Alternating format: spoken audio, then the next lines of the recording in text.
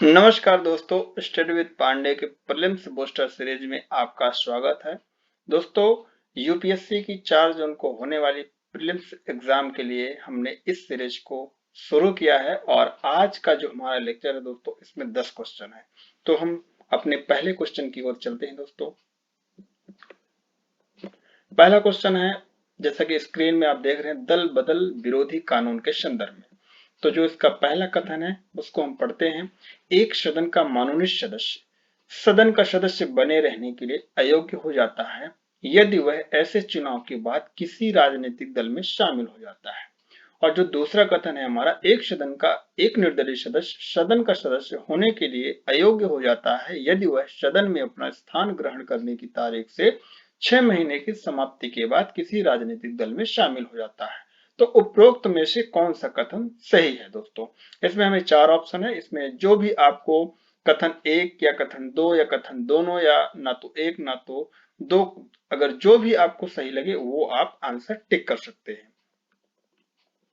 दोस्तों, अगर मैं इसके आंसर की बात करूं तो इसका जो आंसर होगा वो होगा हमारा कथन ना तो 1 ना तो 2, अर्थात डी होगा। आइए देखते हैं इसका जो सलूशन है वो क्या है। नीचे सलूशन भी है और तो चीजें और बेहतर तरीके से क्लियर हो जाएंगे। जैसा कि 1985 में जो हमारा 52वां संविधान संशोधन किया गया था और जिसके माध्यम से 10वीं अनुसूची जोड़ी गई थी, और इसी अनुसूची में और इसी संविधान संशोधन के माध्यम से दल बदल के संबंध में कुछ प्रावधान किए गए थे और कुछ परिवर्तन किए गए थे, जिसको आप पढ़ सकते हैं और देख सकते हैं कि जो चीजें क्या है। तो मैं दोनों कथनों को थोड़ा सा क्लियर करना चाहूंगा। जैसा कि इसमें कहा गया है कि इस उद्देश्य के लिए इसने संविधान के 4 अनुच्छेदों में परिवर्तन किया। संविधान में एक नई अनुसूची 10वीं अनुसूची जोड़ी। एक सदन का निर्दलीय सदस्य किसी भी राजनीतिक दल द्वारा उम्मीदवार के रूप में खड़े किए बिना निर्वाचित सदन के सदस्य बने रहने के लिए अयोग्य हो जाता है यदि वह ऐसे चुनाव के बाद किसी भी राजनीतिक दल में शामिल हो जाता है। ये स्टेटमेंट दोस्तों आपके कथन में दिया हुआ है। इस स्टेटमेंट को आपको पॉइंट आउट करना है। और जो सेकंड है कि एक सदन का मनोनीत सदस्य सदन का सदस्य होने के लिए अयोग्य हो जाता है यदि वह सदन में अपना स्थान ग्रहण करने की तारीख से 6 महीने की समाप्ति के बाद किसी भी राजनीतिक दल में शामिल हो जाता है। अर्थात ये जो दोनों कथन है दोस्तों, इसमें दोनों क्या है, ओवरलैपिंग है। मतलब जो पहला कथन है और जो दूसरा कथन है दोनों में, इस वजह से दोनों का आंसर गलत आएगा, मतलब कि दोनों सही नहीं है। तो इसका आंसर दोस्तों क्या हो जाएगा, डी हो जाएगा। और दोनों ही स्टेटमेंटों को या दोनों ही जो ये सामने पैराग्राफ दिख रहे हैं इनको आपको नोट डाउन करना है और यहीं से क्वेश्चन बनते हैं। सेकंड क्वेश्चन है दोस्तों अपना,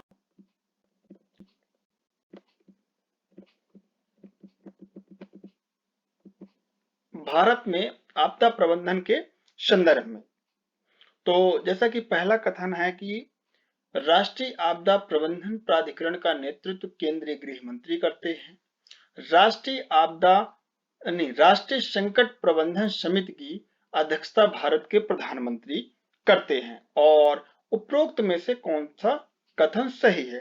तो अब आपको लगाना है दोस्तों, जो भी कथन आपको सही लगे वो आप इसको यहाँ पे आंसर में मार्क कर सकते हैं और इसके बाद मैं आपको आंसर बताऊंगा। जैसा कि दोस्तों आपने आंसर लगा लिया होगा और मैं इसके आंसर की ओर अगर बात करूं तो उसमें जो पहला कथन है वो है राष्ट्रीय आपदा प्रबंधन प्राधिकरण का नेतृत्व केंद्रीय गृह मंत्री करते हैं। नहीं, ये गलत कथन है, क्योंकि जो राष्ट्रीय आपदा प्रबंधन प्राधिकरण है इसका नेतृत्व हमारे प्रधानमंत्री जी करते हैं। और जो राष्ट्रीय संकट प्रबंधन समिति की अध्यक्षता भारत के प्रधानमंत्री करते हैं, ये भी कथन गलत है। आइए हम इसके डिटेल में जाते हैं।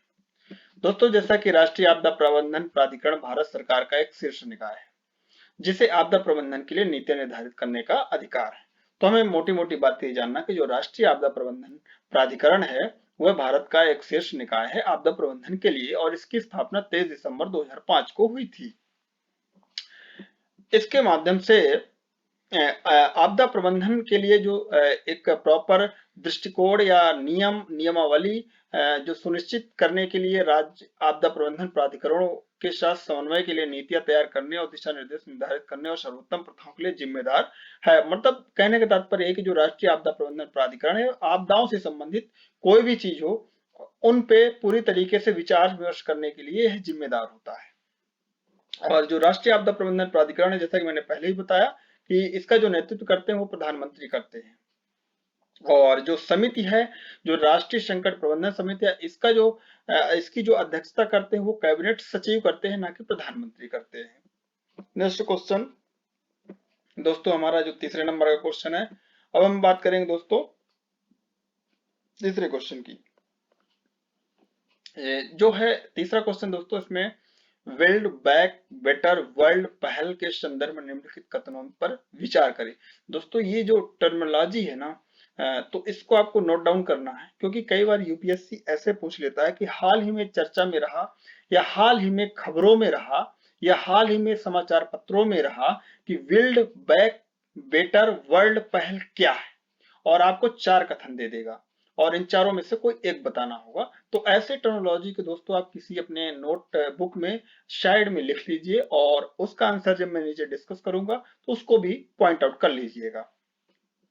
तो दोस्तों अगर मैं बात करूं बिल्ड बैक बेटर वर्ल्ड पहल की, तो इसके जो 4 कथन है वो है, एक G20 समूह के राष्ट्रों की एक पहल है।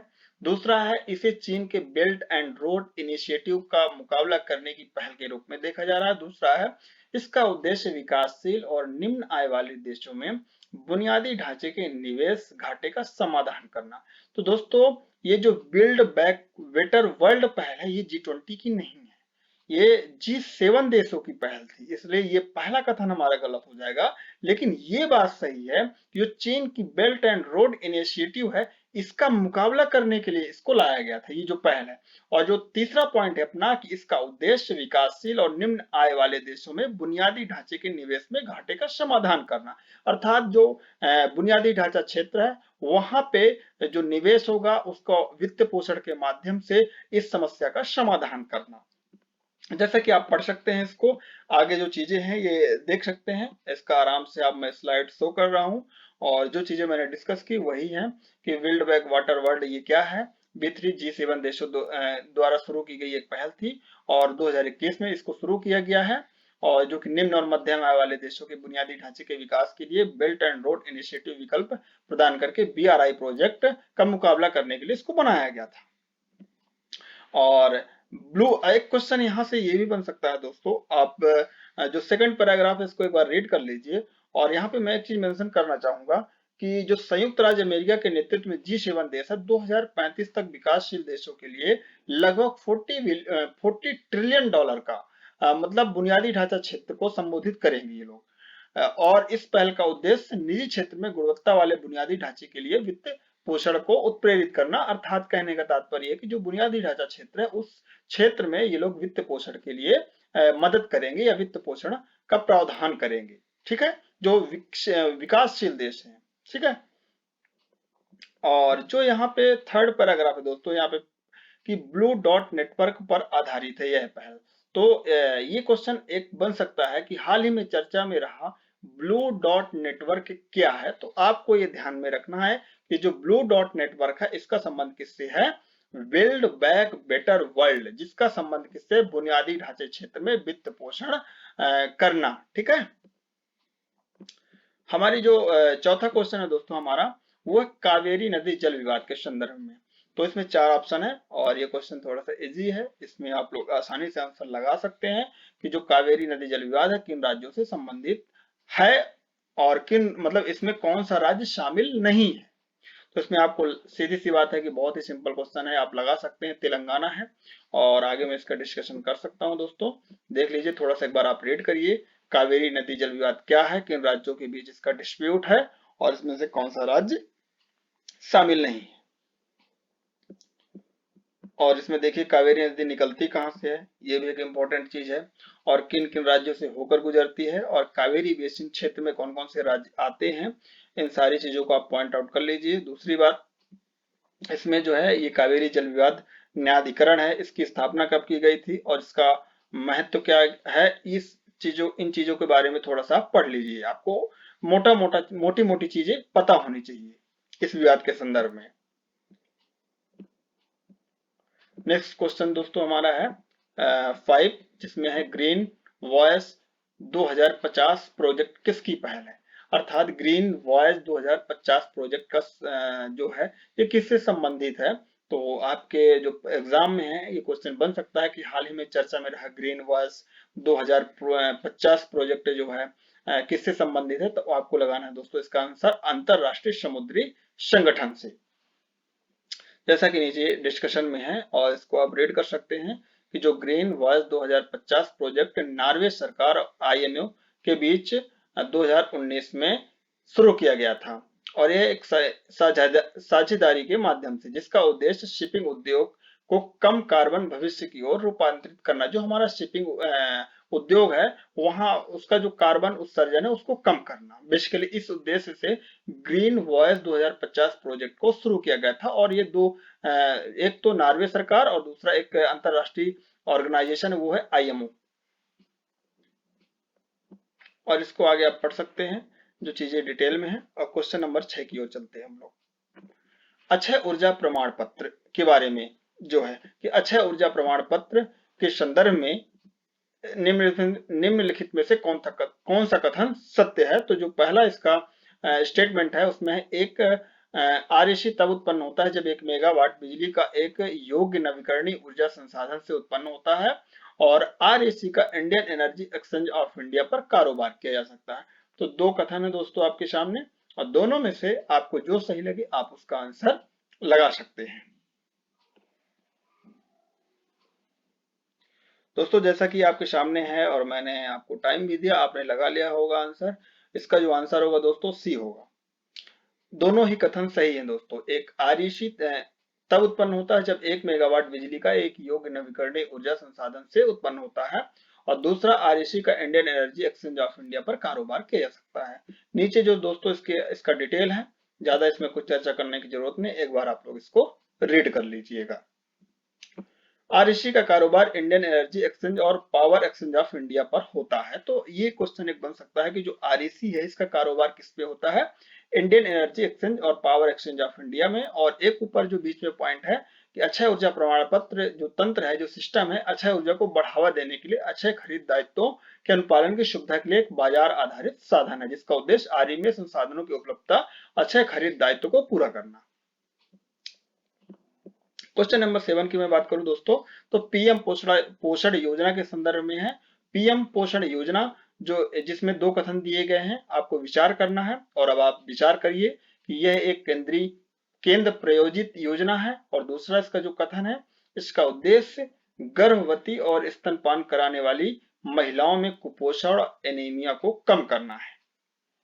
तो दोस्तों आप लोग इसका आंसर दीजिए, मैं आपको 15 सेकंड का टाइम देता हूं। जैसा कि दोस्तों आप लोगों ने आंसर दे दिया होगा कि यह एक केंद्र प्रायोजित योजना है। इसका उद्देश्य गर्भवती और स्तनपान कराने वाली महिलाओं में कुपोषण एनीमिया को कम करना होता है। तो दोस्तों ये जो पहला कथन है ये सही है, जो दूसरा कथन है वो गलत है, क्योंकि इसका जो संबंध है पीएम पोषण जो योजना है, पीएम पोषण योजना, इसका संबंध मध्याह्न भोजन से है और यह एक केंद्र प्रायोजित योजना है। ये कथन सत्य है, लेकिन ये गर्भवती और स्तनपान कराने वाली महिलाओं में नहीं बल्कि इसका मध्याह्न भोजन से संबंधित है। जैसा कि डिटेल में आप देखिए यहाँ पे नीचे दिया गया है कि पीएम पोषण योजना स्कूलों में मध्याह्न भोजन एवं मध्याह्न भोजन योजना की मौजूदा राष्ट्रीय कार्यक्रम की जगह लेगी और इसे 5 साल के बाद 2021-22 से 2025-26 की शुरुआत मतलब अवधि के लिए शुरू किया गया है, जिसके अंतर्गत 11.80 करोड़ बच्चों के अलावा सरकारी सहायता प्राप्त प्राथमिक विद्यालय के पूर्व प्राथमिक और बाल वाटिका में जो पढ़ने वाले बच्चे हैं उनको भी उनके लिए भी इसमें प्रावधान किया गया है। और इसमें प्रावधान ये भी है दोस्तों कि उच्च रक्तलापता अर्थात एनीमिया वाले जो आकांक्षी जिले और जिलों में बच्चों के पूरक पोषाहार सामग्री उपलब्ध कराने के लिए विशेष प्रावधान उनके लिए भी किया गया है। और इसमें आत्मनिर्भर भारत के संदर्भ में चीजें हैं। क्वेश्चन नंबर 8 है दोस्तों इसमें कि आपातकालीन क्रेडिट लाइन गारंटी योजना के संदर्भ में दो कथन है जिसमें आपको दिया गया है। इसका पहला है कथन, इसका उद्देश्य कोविड-19 से प्रभावित एमएसएमई क्षेत्र को पुनर्जीवित करना। और दूसरा कथन है योजना के तहत ब्याज मुक्त और संपार्श्विक मुक्त ऋण प्रदान करना। तो 2 कथन है दोस्तों, आप इसमें विचार करिए और मैं इसके बाद आपको आंसर 15 सेकंड में देता हूं। तो इसका दोस्तों जो पहला कथन है वो तो बिल्कुल सही है, लेकिन जो दूसरा कथन ये गलत है, और आगे हम डिटेल में इसके बारे में पढ़ते हैं।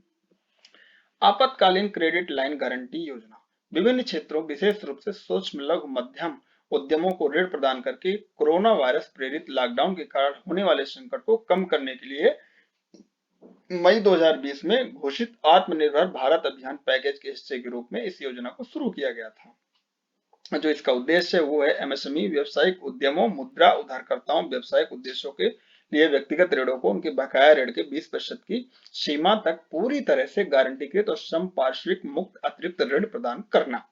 बाकी ये जो डिटेल दोस्तों इसको आप एक बार पढ़ लीजिएगा, चीजें अच्छे से क्लियर हो जाएंगी। तो दोस्तों हमारा 9वां क्वेश्चन है वो है इस विशेष श्रेणी का दर्जा मतलब राज्यों को जो स्पेशल स्टेटस दिया जाता है उसके लिए गाडगिल सूत्र है। तो एक क्वेश्चन तो यहाँ से जो क्वेश्चन है दोस्तों वहीं से बन रहा है, हाल ही में चर्चा में रहा गाडगिल सूत्र का संबंध किससे है। तो आपको ध्यान में रखना कि विशेष श्रेणी राज्य का अर्थात राज्यों के स्पेशल स्टेटस से संबंधित है कौन, गाडगिल सूत्र। अब गाडगिल सूत्र ने क्या सिफारिशें की थी या क्या प्रावधान किए थे उनके बारे में हमें जानना है, तो हम इस आंसर तक पहुंच सकते हैं। पहला है ऑप्शन पहाड़ी और दुर्गम इलाका, दूसरा है उच्च जनसंख्या घनत्व, तीसरा है पड़ोसी देशों की सीमाओं के साथ सामरिक अवस्थित, और चौथा है आर्थिक और ढांचागत पिछड़ापन। तो दोस्तों इसमें से जो पहाड़ी और दुर्गम इलाका बिल्कुल सही कथन है, और जो अपना सी है पड़ोसी देशों के सीमाओं के साथ सामरिक अवस्थित, ये भी सही है, और जो चौथा है ये भी सही है, आर्थिक ढांचा और पिछड़ापन। जो अपना बी है उच्च जनसंख्या घनत्व, तो यहाँ पे उच्च जनसंख्या घनत्व की जगह निम्न, जहां पे कम जनसंख्या घनत्व हो उस प्रावधान को शामिल किया गया है, ना कि उच्च जनसंख्या घनत्व को। जैसे कि आगे देखते हैं हम, संविधान में एससीएस का कोई प्रावधान नहीं, अर्थात जो संविधान है वहां पे विशेष श्रेणी के राज्य को जो दर्जा दिया जाता है राज्यों को विशेष श्रेणी का, उसमें संविधान में कोई प्रावधान नहीं दिया गया है। केंद्र सरकार उन राज्यों को वित्तीय सहायता प्रदान करती है जो दूसरे के मुकाबले तुलनात्मक रूप से नुकसान में होते हैं, पिछड़े होते हैं। जो एससीएस की अवधारणा है कब आई, 1969 में आई, और इसका संबंध किससे है, गाडगिल फार्मूला से।